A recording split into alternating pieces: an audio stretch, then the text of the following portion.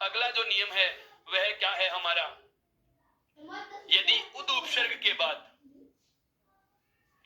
दोस्तों बहुत अच्छा नियम आ रहा है, यदि उद उपसर्ग के बाद दंते सकार का योग हो, कौन से सकार का योग हो, दंते सकार का योग हो, यदि उद उपसर्ग के बाद दंते सकार का योग हो, यदि उद उपसर्ग के बाद दंते सकार का योग होता है तो इस दंते सकार का लोप हो जाएगा। पहला नियम आ रहा है ऐसा आपके सामने। अब मैं दो तीन नियम ऐसे बताऊंगा जिसमें लोप की चर्चा की जाएगी। यह आपके लिए फिर से वही शब्द जो मैंने आरंभ में चार पारिभाषिक शब्द बताए थे, संधि को जब हम पढ़ना आरंभ किए थे उस समय मैंने चार पारिभाषिक शब्दों की चर्चा की थी मित्रों। चार पारिभाषिक शब्द कौन कौन से, एक हमारे पास आया था आदेश, एक हमारे पास आया था दोस्तों कौन सा, आगम, एक हम जाने थे कौन सा, लोप, और एक जो शब्द जिसका हमने परिचय प्राप्त किया था वह था कौन सा, प्रकृति भाव। वह कौन सा था दोस्तों, प्रकृति भाव। ये इस प्रकार से चार संधि के नियमों में लिखे जाने वाले पारिभाषिक शब्दों के बारे में हमने जानकारी प्राप्त की थी। क्या, किसी वर्ण को बदलो अर्थात वर्ण को बदलकर दूसरा लिख रहे हैं, वर्ण को बदलना क्या कहलाता है दोस्तों, आदेश कहलाता है। क्या कहलाता है, आदेश कहलाता है। यदि किसी वर्ण के स्थान पर नया वर्ण लिख रहे हैं, यदि किसी वर्ण के स्थान पर नया वर्ण लिख रहे हैं तो ऐसा करना कहलाता है दोस्तों क्या, आगम। क्या कहलाता है, आगम। यदि किसी वर्ण को, किसी लिखे हुए वर्ण को हटा रहे हो तो हटाना क्या कहलाता है दोस्तों, लोप कहलाता है। दोस्तों क्या कहलाता है, लोप कहलाता है। किसी वर्ण को रिमूव कर देना, किसी वर्ण को गायब कर देना, किसी वर्ण को हटा देना, किसी वर्ण को मिटा देना क्या कहलाता है, लुप्त कर देना, लोप कहलाता है दोस्तों। क्या कहलाता है, लोप कहलाता है। आगे जो बात आती है क्या, प्रकृति भाव। क्या आती है दोस्तों, प्रकृति भाव। जब हम उपरोक्त तीनों बदलाव नहीं करें, न आदेश हो, न आगम हो और न लोप हो, न आदेश हो, न आगम हो और न लोप हो, जब आप ये तीनों ही प्रकार के कोई बदलाव नहीं करते मित्रों तो वहां होगा प्रकृति भाव। केवल एक नियम, वापस से बता रहा हूं, प्रकृति भाव केवल एक जगह काम में आएगा, विसर्ग संधि में हम इस बारे में चर्चा करेंगे।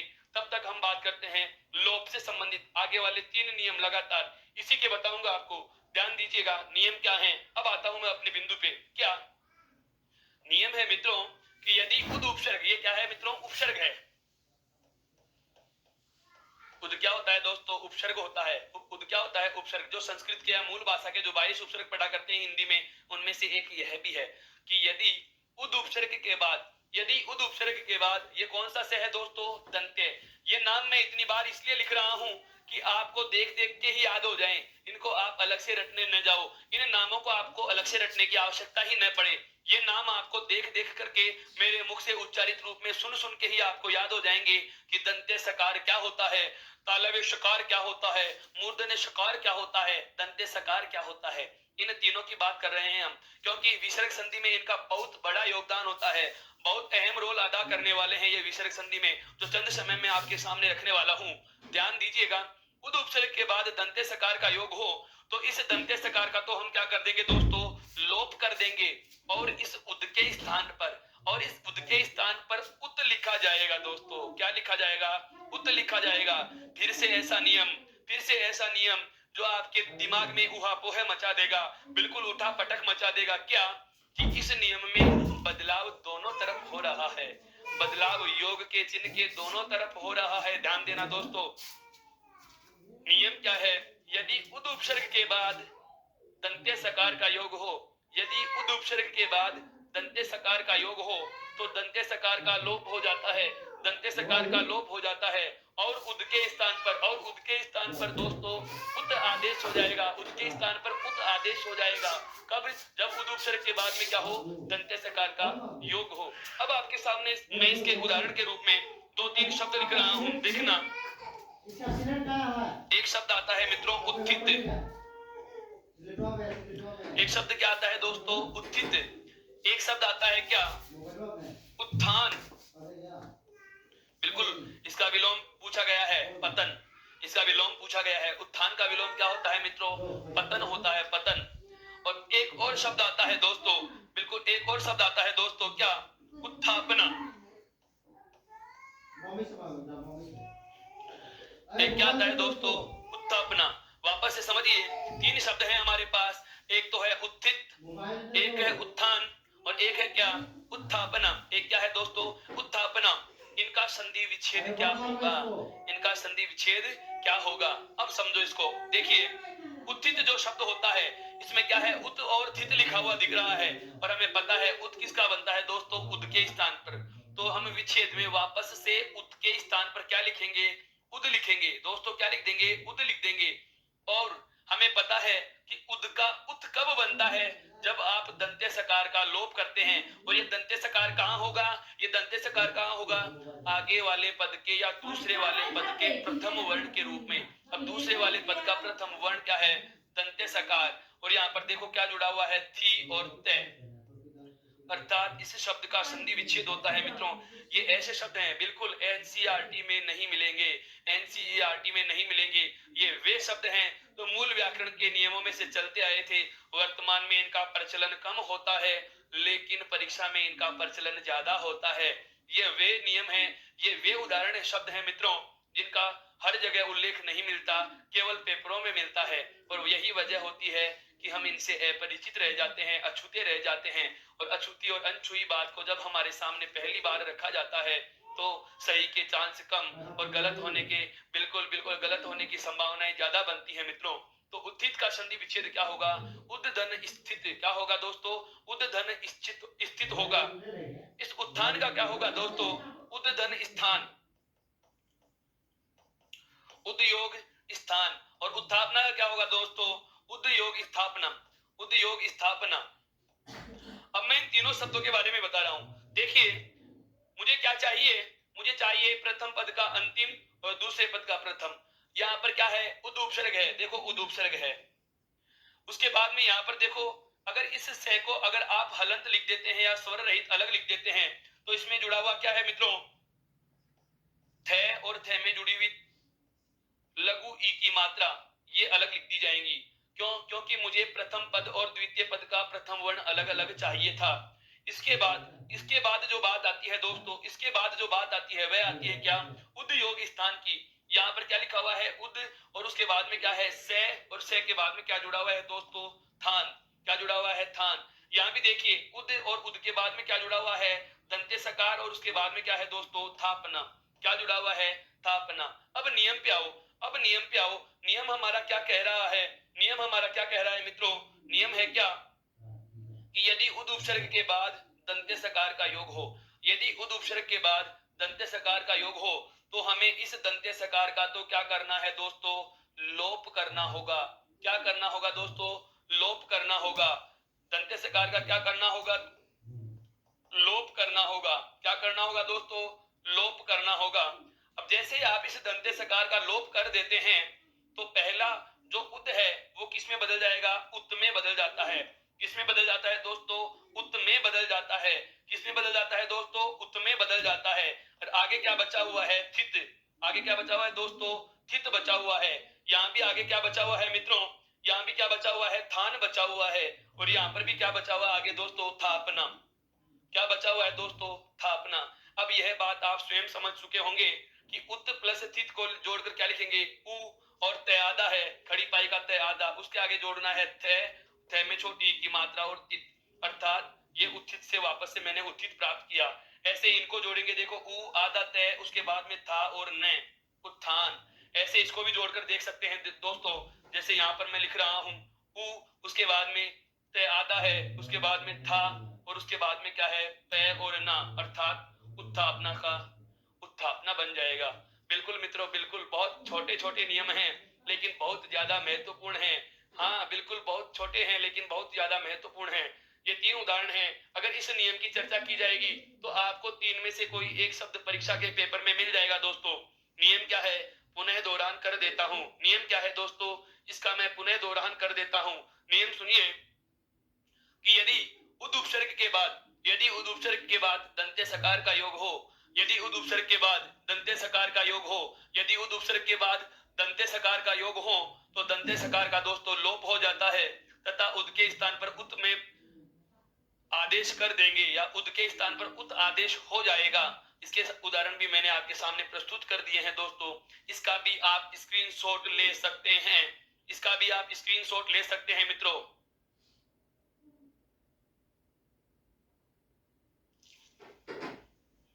अब आगे मैं दो नियमों की चर्चा करने वाला हूं, और वो दो नियम कौन कौन से हैं? एक तो है दोस्तों निर, और एक है कौन सा? दुर। ध्यान से समझना, यहां से मैं आपको बहुत ही अलग बात बताऊंगा, बहुत ही महत्वपूर्ण बात बताने वाला हूं। ये दोनों के दोनों नियम, इन दोनों नियमों से संबंधित चर्चा मैं विसर्ग संधि में भी करूंगा। इन दोनों शब्दों से संबंधित जो उदाहरण आएंगे उनका जिक्र मैं विसर्ग संधि में भी करूंगा, लेकिन उससे पहले आपको केवल व्यंजन संधि में इन्हें समझना है कि व्यंजन संधि में निर और दुर का क्या मामला है। सबसे पहली बात इन शब्दों से रिलेटेड ही है। क्या? ये दोनों के दोनों ही निर और दुर, निर और दुर, ये दोनों के दोनों ही दोस्तों क्या हैं? ये दोनों ही हैं उपसर्ग। ये दोनों ही क्या है दोस्तों? उपसर्ग हैं। निर भी एक मूल भाषा का उपसर्ग है और दुर भी एक मूल भाषा का उपसर्ग है। आपने सुना भी होगा निस निर दुस दुर। इसका मतलब निर और दुर उपसर्ग होते हैं। क्या होते हैं दोस्तों? उपसर्ग होते हैं। और नियम क्या है? नियम इन दोनों से संबंधित दो नियम बनेंगे। एक तो होगा क्या कि निर उपसर्ग के बाद में योग किसका है? रे वर्ण का। किसका योग करना है? पुनः से रे वर्ण का योग करना है। ध्यान से समझना, यहां पर भी दुर उपसर्ग के बाद, यहां भी दुर उपसर्ग के बाद योग किसका करना है? रे वर्ण का योग करना है। इन दोनों नियमों को एक साथ बोर्ड पे आपके सामने लिखने का वजह यही है। क्या लिखने की क्या वजह है? सुनिए, इन दोनों में जैसे हमने उपसर्ग से संबंधित नियम पहले भी चर्चा में लिया था, कौन सा? सम उपसर्ग और परि उपसर्ग। उसके बाद दूसरा जो पद था वो दोनों में क्री धातु वाला था। याद आ रहा है मित्रों? दोनों में कौन सा लिया था हमने? क्री धातु वाला लिया था। अर्थात दोनों में जो प्रत्यय था या दोनों में जो द्वितीय पद का पहला वर्ण था वह समान था। वही बात यहां भी आ रही है। क्या? कि एक तो निरुपसर्ग के बाद में रे वर्ण का योग होगा और एक दुर उपसर्ग के बाद रे वर्ण का योग होगा। बदलाव क्या होता है? महत्वपूर्ण बात यह है, यह सुनिए, जब निरुपसर्ग के बाद और जब दुरुपसर्ग के बाद, जब निरुपसर्ग के बाद और दुरुपसर्ग के बाद रे वर्ण का योग हो, रे वर्ण का योग हो, तो विकार क्या होंगे? बदलाव क्या होंगे? बदलाव क्या होंगे? वे सुनने हैं मित्रों। ध्यान देना, नियम है मेरा कि यदि निरुपसर्ग के बाद रे वर्ण का योग हो, आप बताएंगे मुझे प्रथम रे कौन होगा? प्रथम रे मित्रों बताना जरा, क्या यही होगा? नियम क्या है? नियम है हमारा कि यदि निरुपसर्ग के बाद रे वर्ण का योग हो, नियम है यदि निरुपसर्ग के बाद रे वर्ण का योग हो, निरुपसर्ग के बाद रे वर्ण का योग हो, निरुपसर्ग के बाद रे वर्ण का योग हो, तो इस प्रथम रे का क्या हो जाता है मित्रों? लोप हो जाता है। बिल्कुल बिल्कुल, क्या हो जाएगा दोस्तों? लोप हो जाता है। बहुत महत्वपूर्ण बात आ गई है यहाँ पे।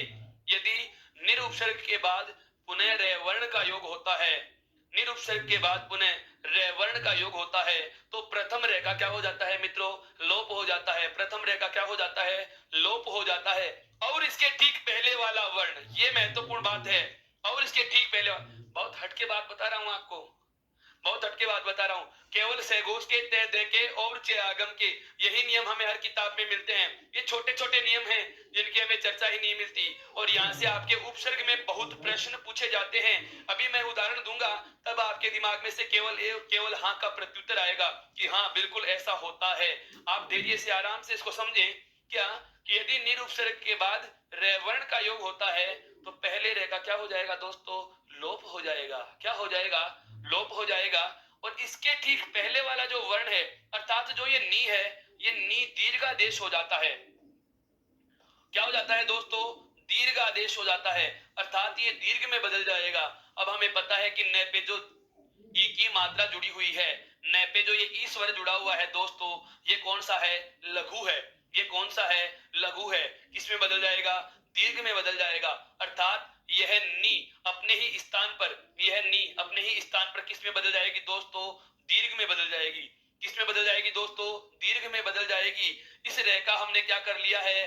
लोप कर लिया है। तो योग के चिन्ह के बाद आगे वाला रे आ जाएगा, अर्थात परिवर्तित रूप क्या बनेगा?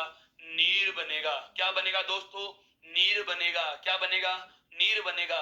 यह बात आपके समझ में आई? पुनः दोहरा रहा हूं, पूरी बात ध्यान से सुनना। नियम है निरुपसर्ग के बाद यदि रे वर्ण का योग हो, निरुपसर्ग के बाद यदि रे वर्ण का योग हो, तो प्रथम रे का लोप हो जाता है, अर्थात जो उपसर्ग में जो आधा रे आता है उसका लोप हो जाएगा और इसके ठीक पहले वाला वर्ण दीर्घ आदेश हो जाता है। इसके ठीक पहले वाला वर्ण दोस्तों क्या हो जाता है, दीर्घ आदेश हो जाता है। दीर्घ आदेश का मतलब बड़ी मात्रा में बदल जाएगा। न पे जो छोटी ई की मात्रा थी वो बड़ी ई में बदल जाती है। इस रे का हमने लोप कर दिया तो हम यह वाला रे पुनः लिख देंगे। यही बात इधर भी लागू हो जाती है। क्या कि यदि दुरुपसर्ग के बाद रे वर्ण का योग हो, यदि दुरुपसर्ग के बाद रे वर्ण का योग हो तो प्रथम रे का मित्रों क्या करना है, हमें लोप कर देना है। प्रथम रे का हमने जैसे यहाँ लोप किया वही बात यहाँ भी लागू हो जाएगी और पहले वाला वर्ण क्या होगा दोस्तों, दीर्घ हो जाएगा। क्या हो जाएगा, दीर्घ हो जाएगा। अर्थात द में जुड़ा हुआ छोटा ऊ किस में बदल जाएगा दोस्तों, दीर्घ ऊ में बदल जाएगा। किस में बदल जाएगा, दीर्घ ऊ में बदल जाएगा। इस रे का हमने लोप कर दिया, यहाँ वापस से रे आ जाएगा, अर्थात रूप क्या बन जाएगा, दूर बन जाएगा। क्या बन जाएगा दोस्तों, दूर बन जाएगा। ये दोनों चीजें समझ में आई अच्छे से। एक बार इसका स्क्रीनशॉट लीजिए, फिर हम इसके नियम की बात करते हैं। अब नियम क्या है वो सुने। नियम क्या है दोस्तों, उसकी बात कर रहा हूं मैं। नियम क्या है दोस्तों, उसकी बात कर रहे हैं हम। नियम होगा हमारा क्या, जो भी नियम नंबर आपके 21 है, क्या कि यदि निरुपसर्ग के बाद रे वर्ण का योग हो, यदि निरुपसर्ग के बाद रे वर्ण का योग हो, यदि निरुपसर्ग के बाद रे वर्ण का योग हो तो प्रथम रे का लोप हो जाता है। तो प्रथम रे का क्या हो जाता है दोस्तों, लोप हो जाता है तथा यह नी दीर्घादेश हो जाएगा दोस्तों। क्या हो जाएगा, दीर्घादेश हो जाता है, अर्थात ये दीर्घ में बदल जाएगा। किस में बदल जाएगा, दीर्घ में बदल जाएगा। अब बदलाव कैसे होता है इसको एक उदाहरण से समझेंगे। बिल्कुल उदाहरण ले रहा हूं। शब्द आता है जो दोस्तों नीरस। शब्द क्या आता है दोस्तों, नीरस आता है। शब्द क्या आता है दोस्तों, नीरस आता है। नीरस का संधि विच्छेद क्या होगा, हमें पता है नीर कैसे बना, हमें पता है नीर कैसे बना। नीर बनता है निर प्लस रे से। नीर कैसे बनता है, निर के साथ में रे जुड़ता है तब नीर बनता है।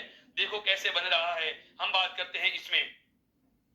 इसका संधि विच्छेद होगा निर योग रस। निर उपसर्ग होता है जिसका शाब्दिक अर्थ होता है मित्रों के बिना या रहित। निरुपसर्ग जो होता है उसका मतलब होता है के बिना या रहित। निरुपसर्ग का अर्थ क्या होता है दोस्तों, के बिना, या आप कह सकते हो रहित। और रस का शाब्दिक अर्थ क्या होता है, रस का शाब्दिक अर्थ जूस नहीं होता मित्रों, रस का शाब्दिक अर्थ होता है आनंद। रस का शाब्दिक अर्थ क्या होता है दोस्तों, आनंद। अर्थात ऐसी कोई भी चीज, ऐसी कोई हाँ बिल्कुल, चाहे वो खाद्य पदार्थ हो, चाहे वो पेय पदार्थ हो, चाहे वो दृश्य चीज कोई हो, या चाहे कोई श्रव्य सामग्री हो, हमें यदि आनंद प्रदान नहीं कर रही तो हम उसको कहते हैं नीरस। क्या कहते हैं, नीरस। जैसे हम कई बार कहते हैं बहुत ज्यादा बोरिंग है ये तो, अर्थात यह हमें आनंदित नहीं कर रहा। इससे हम जिस आनंद की अपेक्षा करते हैं वह आनंद हमें नहीं प्राप्त हो रहा। मित्रों आपको लगातार जैसे हिंदी में रस आ रहा है, लेकिन यदि हिंदी समझ में नहीं आती तो आप ही कह देते कि सर नीरस हो गई, अर्थात कक्षा में आनंद नहीं आ रहा। बिल्कुल लगातार इस आनंद को प्राप्त करना है मित्रों हमें। और ई उत्कर्ष ऐप को इंस्टॉल कीजिए, हाँ टेलीग्राम ऐप को ज्वाइन कीजिए और चैनल को सब्सक्राइब कीजिए ताकि आपको इस प्रकार की अन्य जानकारियां भी मिलती रहें, नोटिफिकेशन प्राप्त हो सके। इनके नोट्स में बहुत बार आपको जो उदाहरण होते हैं बोर्ड पर से लिखे हुए हूबहू मिल जाते हैं, लेकिन कई बार क्या होता है विस्तृत सामग्री या जो मैं मुख से उच्चारित करता हूं वो सारे नियम तो बोर्ड पे उल्लेखित किए नहीं जा सकते, इसलिए वो चीजें नोट्स में आपको प्रोवाइड करवाई जाएंगी। ई बुक के रूप में आपको प्रश्न बैंक के रूप में आपके सामने वो सामग्री रखी जाएगी।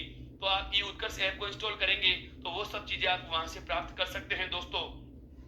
तो जो हमारा शब्द है कौन सा, नीरस शब्द। इस नीरस शब्द का जो संधि विच्छेद किया दोस्तों वह क्या किया, निर्धन रस।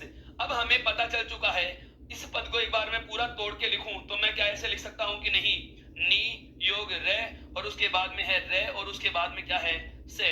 मैंने प्रथम पद का यहाँ पर शाब्दिक विच्छेद कर लिया और मैंने दूसरे पद का भी यहाँ पर शाब्दिक विच्छेद कर लिया। क्यों, क्योंकि मुझे चाहिए था पहले पद का अंतिम वर्ण और दूसरे पद का प्रथम वर्ण चाहिए था। अब हमें पता है क्या, अब हमें यह पता है कि योग हो रहा है निरुपसर्ग के बाद में किसका, रे वर्ण का। योग हो रहा है दोस्तों निरुपसर्ग के बाद रे वर्ण का। तो इस प्रथम रे का हमें क्या करना है दोस्तों, लोप कर देना है। क्या करना है मित्रों, लोप कर देना है। निरुपसर्ग के बाद रे वर्ण का योग हो तो पहले वाले रे का लोप कर देंगे और नी को क्या कर देंगे दोस्तों, दीर्घादेश, अर्थात यह जो न पे जुड़ा हुआ ई स्वर है वह दीर्घ में बदल जाएगा। और आगे क्या बचा हुआ है दोस्तों, रे बचा हुआ है, उसके बाद क्या जुड़ा हुआ है दोस्तों, से जुड़ा हुआ है, अर्थात सभी को जोड़ करके हम क्या लिखेंगे, नीरस लिख देंगे। क्या लिख देंगे दोस्तों, नीरस लिख देंगे। मेरा कहने का आशय यह हुआ कि यदि निरुपसर्ग के बाद रे वर्ण का योग होता है तो प्रथम रे का लोप हो जाता है। क्या हो जाता है, प्रथम रे का लोप हो जाता है। और उसके बाद हम बदलाव करते हैं, जो पहले वाला वर्ण में जुड़ा हुआ स्वर है अर्थात रे के ठीक पहले वाले वर्ण में जो जुड़ी हुई मात्रा थी वह दीर्घ में बदल गई। और उदाहरण बता रहा हूं दोस्तों, एक शब्द आता है निरोग, एक शब्द आता है दोस्तों क्या, निरोग। हम गलती यह करते हैं कि निरोग में हम नी को छोटा लिख देते हैं, हम निरोग में नी को छोटा लिखते हैं जो वृत्ति की दृष्टि से अशुद्ध है। मित्रों ध्यान देना, निरोग का संधि विच्छेद जो होता है दोस्तों, निरोग का जो संधि विच्छेद होता है दोस्तों वह क्या होता है, निरोग का यदि आपको संधि विच्छेद पूछा जाए तो इसका संधि विच्छेद होता है मित्रों निर्योग रोग, अर्थात निर प्लस रोग, अर्थात जो रोग रहित है, जो रोग के बिना है उसे कहते हैं निरोग कहते हैं। अन्य उदाहरणों की बात करें, जैसे निर्धन रज बराबर नीरज, निर्धन रज बराबर क्या होता है, नीरज होता है।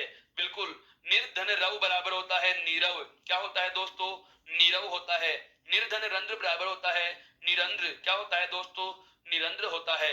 इस प्रकार से हमें पता चला क्या कि निरुपसर्ग के बाद यदि रेवर्ण का योग हो, निरुपसर्ग के बाद रेवर्ण का योग हो तो प्रथम रेखा क्या हो जाता है मित्रों, लोप हो जाता है। प्रथम रेखा क्या हो जाता है मित्रों, लोप हो जाता है। यहां तक की बात आपके बहुत अच्छे से समझ में आई तो एक बार इसका स्क्रीनशॉट लीजिए ताकि हम अगले नियम पर चर्चा कर सके जो दुरुपसर्ग के बाद रेवर्ण का है। बिल्कुल, अब हम आगे की बात करेंगे। ध्यान दे एक बार वापस से, क्या हमने अभी अभी जाना है कि यदि निरुपसर्ग के बाद और दुरुपसर्ग के बाद रेवर्ण का योग हो तो प्रथम रे का लोप हो जाएगा। और यहाँ पर भी लघु उ किस में बदल जाता है दोस्तों, दीर्घ उ में बदल जाता है, दीर्घ उ में बदल जाता है। जो देखिए कैसे बदलता है, अब हम बात करते हैं। यह हमारा जो नियम होगा यह 22वें नंबर का नियम होगा दोस्तों। ध्यान दीजिए, नियम क्या है कि यदि दुरुपसर्ग के बाद रे वर्ण का लोप होता है, यदि दुरुपसर्ग के बाद रे वर्ण का लोप होता है तो वही यहाँ करेंगे बदलाव, कौन सा, इस रे वर्ण का हमें लोप कर देना है। अर्थात इस रे वर्ण का तो हमें क्या करना है मित्रों, लोप कर देना है। और यहाँ पर ये दे और जो उ है अर्थात दे और उ वर्ण जो है इसका क्या करना है दोस्तों, दीर्घ आदेश करना है। इसको क्या करना है, दीर्घ आदेश करना है दोस्तों यहाँ पर, अर्थात इसको दीर्घ में बदल देंगे। और दीर्घ में बदल देंगे तो यह बदल जाएगा दीर्घ उ में, किस में बदल जाएगा, दीर्घ उ में, या मैं कहूं दीर्घ दू में बदल जाएगा। जो दू है वो दू बन जाएगा, दू है जो दू बन जाएगा और इस रेखा क्या हो जाएगा दोस्तों, लोप हो जाएगा। इस नियम के अनुसार उदाहरण की बात कर रहा हूं, इस नियम के अनुसार मैं उदाहरण की बात कर रहा हूं। जैसे मैं शब्द लिखूं क्या, दू राजा, शब्द क्या है दोस्तों, दू राजा। हमें पता है बड़ा या दीर्घ उ कब आया, जब हमने रेवर्ण का लोप किया है, दुरुपसर्ग के रेवर्ण का लोप किया है और आगे रेवर्ण का योग हो रहा है। तो हमें यह तो पता चल चुका कि इस शब्द में अगला पद राजा है क्योंकि रेवर्ण से शुरू हो रहा है। तो पहला पद क्या हो जाएगा, जब बड़ा दू बनाना हो तो उ की मात्रा को दीर्घ करने से पहले हमने क्या किया है, रे का लोप किया है और छोटा उ बनाया है। वापस से इसका विच्छेद लिखेंगे तो इसका विच्छेद क्या हो जाएगा दोस्तों, दुर्धन राजा। इसका विच्छेद क्या हो जाएगा, दुर्धन राजा। यहाँ ध्यान देने वाली बात है मित्रों, बहुत बहुत ज्यादा ध्यान देने वाली बात है क्या कि दुर्धन राजा, दुर का शाब्दिक अर्थ होता है क्या, बुरा, जो अच्छा नहीं है, गलत, जो सही नहीं है, उसे क्या कहा जाता है, दुरुपसर्ग से संबोधित कर सकते हैं। अब बात आती है क्या कि इसका आगे क्या बदलाव होगा, इसका विकार कैसे होगा। तो मुझे क्या चाहिए, प्रथम पद का अंतिम वर्ण बाहर निकालना है ताकि मैं लोप कर सकूं। तो इसका टुकड़ा क्या हो गया, दू, उसके बाद में है रे और इधर क्या लिखा हुआ है, रा और जा। देखिए दुरुपसर्ग के बाद रेवर्ण आ रहा है, तो इस पहले वाले रे का तो हमें क्या करना है दोस्तों, लोप कर देना है। पहले वाले रे का तो हमें क्या कर लेना होगा, लोप करना होगा। क्या करना होगा दोस्तों, लोप कर देना है। और यह तो जो लघु ऊ है इसको दीर्घ ऊ में बदल देंगे, अर्थात यह दू बन जाएगा। क्या बन जाएगा दोस्तों, दू बन जाएगा, अर्थात बड़े ऊ की मात्रा में बदल जाएगा। किस में बदल जाएगा दोस्तों, बड़े ऊ की मात्रा में बदल जाएगा। यह चीज हमें बहुत अच्छे से ध्यान रखनी है।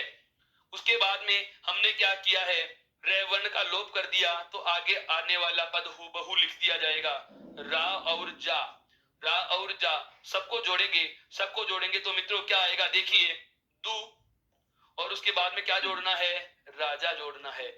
उसके बाद में क्या जोड़ना है, राजा जोड़ना है। यहां तक की बात आपके बहुत अच्छे से समझ में आ गई होगी क्या, कि दुरुपसर्ग के बाद यदि रेवर्ण का योग हो, मैं बार बार नियम बोल रहा हूं, आराम से सुन सकते हैं आप, इस चीज को समझ सकते हैं आराम से, कि यदि दुरुपसर्ग के बाद रेवर्ण का योग हो, यदि दुरुपसर्ग के बाद रेवर्ण का योग हो, तो पहले वाले रे का क्या हो जाता है दोस्तों, लोप हो जाता है। क्या हो जाता है, लोप हो जाता है। और जो लघु ऊ है वह दीर्घादेश हो जाएगा। वह क्या हो जाएगा दोस्तों, दीर्घादेश हो जाता है। यहां तक की बात आपके समझ में आ चुकी है दोस्तों। अन्य उदाहरण की बात और करते हैं। जैसे आपको शब्द दे दिया जाए क्या, दूरव, शब्द क्या दे दिया जाए, दूरव दे दिया जाए। शब्द दे दिया जाए क्या, दूराज दे दिया जाए। शब्द दे दिया जाए दोस्तों क्या, दूरस दे दिया जाए। क्या दे दिया जाए, दूरस दे दिया जाए। बिल्कुल इस प्रकार के शब्द आते हैं। दुरासा नहीं आएगा दोस्तों, दुरासा इसमें नहीं आएगा। दुरासा विसर्ग संधि का उदाहरण है, दुरासा विसर्ग संधि का उदाहरण है। उसका संधि विच्छेद होता है, दू है धन आसा।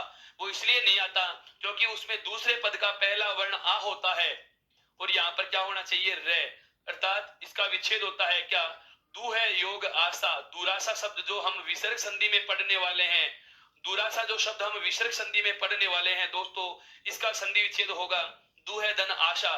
दू है धन आशा रुत्व विसर्ग संधि या विसर्ग की सैघोष संधि में इसको बताऊंगा। आज ही हम इस बारे में चर्चा करने वाले हैं। बस चंद मिनट के बाद हम इसी नियम पे पहुंच जाएंगे। पहले एक बार आपको केवल इतना ध्यान रखना है क्या, कि यदि दुरुपसर्ग के बाद, यदि दुरुपसर्ग के बाद रेवर्ण का योग हो, तो पहले रे का लोप हो जाता है, और ठीक पहला वर्ण अर्थात रेवर्ण से ठीक पहला वर्ण दीर्घादेश हो जाएगा। और कैसे होगा यह आपके सामने मैंने उल्लेखित किया है। बहुत अच्छे से इस बात को जाना है मित्रों। एक बार इसका भी स्क्रीनशॉट लीजिए ताकि हम आगे बढ़ सकें। अब बात जो आती है, अब बात जो आती है वह सुनिए। पहले तो मैं कह रहा हूं आपको क्या, कि व्यंजन संधि के जो मुख्य नियम थे, व्यंजन संधि के जो मूल विकार के जो नियम थे दोस्तों, वे 22 नियमों में हमने समाहित कर लिए हैं। लेकिन अभी व्यंजन संधि पूरी नहीं हुई है, अभी व्यंजन संधि पूरी नहीं हुई है दोस्तों। अभी व्यंजन संधि में हमें बहुत कुछ जानना है। अभी हमें व्यंजन संधि में 2-3 चीजें और पढ़नी है। वो मुख्य नियम नहीं है, वहां से नियम के अकॉर्डिंग कोई उदाहरण नहीं आता, लेकिन वो व्यंजन संधि के बदलाव हैं, उन्हें हम जानेंगे, उनसे हमें भली भांति परिचित होना है। और जो अब आगे वाले 2 नियमों की मैं चर्चा करने वाला हूं, वो दोनों के दोनों नियम इस नैवर्ण से संबंधित होंगे, इस नैवर्ण से संबंधित होंगे। बिल्कुल आपके दिमाग में हलचल तो तब मचेगी जब मैं आज फिर से कहूंगा कि याद करिए वो ऐतिहासिक पल जब हमने रामायण शब्द का संधि विच्छेद 3 प्रकार से किया था। बिल्कुल दोस्तों, आज वह चीज आपके सामने आने वाली है कि न का अणे क्यों बनता है, न का अणे क्यों बनता है, इस नियम से जानेंगे। आज इसके हम बहुत उदाहरण लेंगे, इस नियम को बहुत अच्छे से समझेंगे दोस्तों। अब तक हमें केवल ये सुनने को मिलता है कि न का अणे बन जाता है, आज हमें उस कारण का भी पता चलने वाला है कि न का अणे क्यों बनता है, न का अणे क्यों बनता है। तो आते हैं हमारे नियम पे, आते हैं हमारे नियम पे। नियम क्या है सुनिए मित्रों, नियम क्या है ध्यान से समझना। ये नियम नंबर आप इसको 23 कह सकते हैं। व्यंजन संधि का सेकंड लास्ट नियम हो गया ये। इसके ठीक बाद एक नियम और पढ़ेंगे, फिर आपके व्यंजन संधि के सभी नियमों की चर्चा मैं कर चुका होऊंगा। बिल्कुल बिल्कुल ध्यान से समझो इस चीज को, ध्यान से समझिए। नियम क्या है मित्रों, कि यदि किसी शब्द में क्या लिखा हुआ है, न, ध्यान से समझना, एक एक बात पे गौर करना। यहाँ पर कोई योग का चिन्ह का नियम नहीं आएगा, यहाँ पर कोई योग का चिन्ह का महत्व नहीं है। मैं जो बोल रहा हूं उस बात को सुनना। यदि शब्द में क्या लिखा हुआ हो, न, और इससे ठीक पहले, इससे ठीक पहले जो बचा हुआ शब्द है, इससे ठीक पहले जो बचा हुआ शब्द है, इसमें चाहे कितने भी वर्ण क्यों न हो, मैंने क्या कहा कि शब्द में क्या लिखा हुआ है, नैवर्ण लिखा हुआ है। क्या लिखा हुआ है दोस्तों, नैवर्ण लिखा हुआ है। तय वर्ग का पांचवा लिखा हुआ है, तय वर्ग का पांचवा वर्ण लिखा हुआ है। क्या लिखा हुआ है, तय वर्ग का पांचवा लिखा हुआ है, अर्थात कौन सा, नकार लिखा हुआ है। क्या लिखा हुआ है, नकार लिखा हुआ है। नियम क्या है वह सुनना कि यदि इस नैवर्ण से पहले, यदि इस नैवर्ण से पहले बचा हुआ जो शब्द है, इस बचे हुए शब्द में आपको तीन वर्ण का ध्यान रखना है। एक ध्यान रखना है री, एक ध्यान रखना है रे, और एक ध्यान रखना है मूर्धन्य से। री, रे और से, री, रे और से। वापस से सुना दोस्तों, मैंने कहा क्या कि यदि नए वर्ण से पहले, यदि नए वर्ण से पहले बचे हुए शब्द में कहीं भी, जरूरी नहीं कि इसके ठीक पहले ही हो, मैं जो बोल रहा हूं उस बात पर गौर करना मित्रों। मैंने क्या कहा कि नए वर्ण से पहले जो बचा हुआ शब्द है उसमें कहीं भी हो सकता है, चाहे इसके ठीक पहले हो, चाहे इसके अंतराल के पहले हो, चाहे इसके सबसे पहले हो, कहीं भी हो सकता है, कहीं भी हो सकता है। यदि नए वर्ण से पहले जो बचा हुआ शब्द है, उस बचे हुए शब्द में इन तीनों में से कोई भी वर्ण यदि आपको मिल जाए, नए वर्ण से पहले जो बचा हुआ शब्द है, उस बचे हुए शब्द में इन तीनों वर्णों में से यदि कोई भी शब्द आपको, या कोई भी वर्ण यदि आपको दिख जाता है, कोई भी वर्ण यदि आपको मिल जाता है, तो सदैव ध्यान रखना मित्रों, हम इस न के स्थान पर, हम इस न के स्थान पर क्या कर लेंगे, णकार आदेश कर देते हैं। यहाँ पर दंत्य है, यह कौन सा है दोस्तों, दंत्य है। और यहाँ पर मैंने कौन सा लिख दिया मित्रों, मूर्धन्य लिख दिया है। कौन सा लिख दिया मित्रों, मूर्धन्य लिख दिया। नियम सुनिए, नियम सुनिए, नियम क्या है मेरा कि यदि नए वर्ण से पहले बचे हुए शब्द में कहीं भी इन तीनों में कोई भी वर्ण यदि मिल जाए, इन तीनों में चाहे एक वर्ण आए, चाहे दो वर्ण आए, चाहे तीनों आ जाए, एक बात। दूसरी बात, वो इनसे, इस नए से ठीक पहले हो, यह आवश्यक नहीं है, कहीं भी हो सकते हैं। बचा हुआ जो शब्द है उसमें चाहे पहले दो वर्णों के पहले आए, चाहे तीन वर्णों के पहले आए, चाहे ठीक पहले आए, इन तीनों वर्णों को, किसी भी वर्ण को, इन तीनों वर्णों में किसी भी वर्ण को कहीं भी लिख दिया जाए तो इस न के स्थान पर क्या बन जाएगा, अणय बन जाएगा। क्या बन जाएगा, अणय बन जाएगा। ट वर्ग का पांचवा बन जाता है, अर्थात दंत्य का पांचवा मूर्धन्य के पंचमाक्षर में बदल जाता है। अब मैं बात करता हूं इसके उदाहरण की। अब मैं लूंगा वही शब्द जिसको मैंने आपको अपवाद में लिखवाया था, क्या, रामायण। याद आ रहा है मित्रों, रामायण शब्द की मैं चर्चा करने वाला हूं, मैं रामायण शब्द की चर्चा करने वाला हूं। हमारा शब्द क्या है दोस्तों, हमारा शब्द है क्या, रामायण शब्द है। देखिए यहां इस रामायण शब्द का संधि विच्छेद सदैव दीर्घ संधि के अनुसार माना जाता है, चाहे पूछे कैसे भी, आंसर समय सदैव। अब ध्यान दो, यहाँ पर क्या महत्वपूर्ण बात ध्यान देने की है, क्या, मैं उदाहरण कौन सी संधि में बता रहा हूं, व्यंजन में। मैं फिर कह रहा हूं, संधि के नियमों के अनुसार बात की जाए तो रामायण शब्द में तीन संधियों के नियम लगते हैं, जो मैंने आपको बहुत पहले बता दिए थे। क्या क्या, दीर्घ स्वर संधि, अयादि स्वर संधि, और एक आपके अभी जो मैं लगाने वाला हूं, ये व्यंजन संधि का नियम है मित्रों। लेकिन परीक्षा की दृष्टि से, लेकिन परीक्षा की दृष्टि से सदैव आपको दीर्घ संधि ही करनी होगी।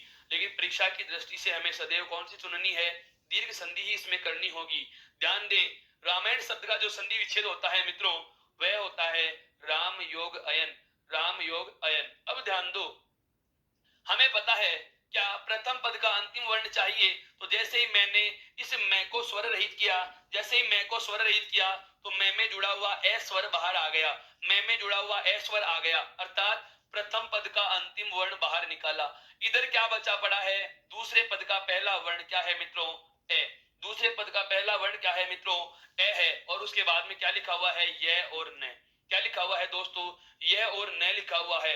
अब यह बात मुझे बहुत अच्छे से पता है कि दीर्घ संधि में ए और ए जुड़ता है तो मित्रों क्या बनता है, आ बनता है। ए और ए जुड़ता है मित्रों तो क्या बनता है, ए और ए जुड़ करके क्या बनता है मित्रों, आ बनता है। अब मैंने यहाँ पर आ बना लिया। आगे देखिए, आगे देखिए, यहाँ पर बचा हुआ पद क्या है, बचा हुआ पद है क्या, राम महलंत। ए और ए को जोड़ करके आ बना लिया, और उसके आगे क्या जाएगा, ये और न। इस नियम पे आ रहा हूं मैं, बहुत गौर से समझना, बहुत महीन बात बताने वाला हूं। अब ध्यान देना, रा का तो रा, ये इस में जैसे ही आ को जोड़ेंगे तो ये क्या बनेगा दोस्तों, मां। मैं आ को जोड़ते ही मैं पे आ की मात्रा लगा देंगे, और आगे क्या आ गया दोस्तों, ये आ गया, क्या आ गया, ये आ गया। अब ये के आगे क्या लिखा हुआ है, ने। ये के आगे क्या लिखा हुआ है, ने। अब एक बार आप मेरे साथ के साथ इस शब्द पे गौर करें और अब नियम पे आ जाए। आप मुझे बताएंगे क्या न वर्ण से पहले इस शब्द में, इस जो शब्द में जो आपको ये दिखाई दे रहा है, जो आपको ये दिखाई दे रहा शब्द था, जो आपको ये दिखाई दे रहा शब्द था, कौन सा? आप मुझे बताएंगे क्या मित्रों कि इस अयन शब्द में न वर्ण से पहले इन तीनों में एक भी वर्ण आ रहा है क्या? इन तीनों में एक भी वर्ण आ रहा है क्या? इस प्रकार से ध्यान दे, न वर्ण से ठीक पहले देखो, री भी नहीं है, रे भी नहीं है और मूर्धन्य सकार भी नहीं है। लेकिन जैसे ही इस अयन शब्द को राम शब्द के साथ हम योग करते हैं तो अब यहाँ पर न से पहले देखो दोस्तों, ये रे वर्ण आ रहा है। कौन सा आ रहा है? रे वर्ण आ रहा है। हमारा नियम यही तो था कि न वर्ण से पहले, न वर्ण से पहले इस बचे हुए शब्द में, इस न वर्ण से पहले इस बचे हुए शब्द में, चाहे न से ठीक पहले आए, चाहे दो वर्णों से पहले आए, चाहे तीन वर्णों से पहले आए, चाहे कहीं भी आ जाए, लेकिन यदि यहाँ बात की जाए क्या कि उस उष्ण शब्द का संधि विच्छेद क्या होगा, तो उष्ण शब्द का संधि विच्छेद होगा दोस्तों उस धन न। उष्ण शब्द का संधि विच्छेद क्या होगा मित्रों? उस धन न होगा। एक बार वापस इस शब्द पे मैंने ध्यान देना, क्या रामायण शब्द का संधि विच्छेद क्या किया? राम धन अयन। क्या किया? राम धन अयन। अब आप पूछोगे कि सर संधि कौन सी करके आए? यदि परीक्षा में व्यंजन संधि भी दिया हुआ है विकल्प, और यदि परीक्षा में विकल्प के रूप में हमें दीर्घ संधि भी मिल रही है और इसका तीसरा अपवाद का संधि रूप कौन सा? अयादि भी आ जाए। मैंने कहा रामायण शब्द में तीन संधियों के नियम लग रहे हैं, दीर्घ संधि भी हो सकती है, अयादि संधि भी हो सकती है और व्यंजन संधि का नियम भी लग सकता है। लेकिन परीक्षा में चाहे कैसे ही प्रश्न आए, सदैव जवाब दीर्घ ही देना है, सदैव जवाब दीर्घ ही देना है। यहां तक की बात आपके बहुत अच्छे से समझ में आ गई।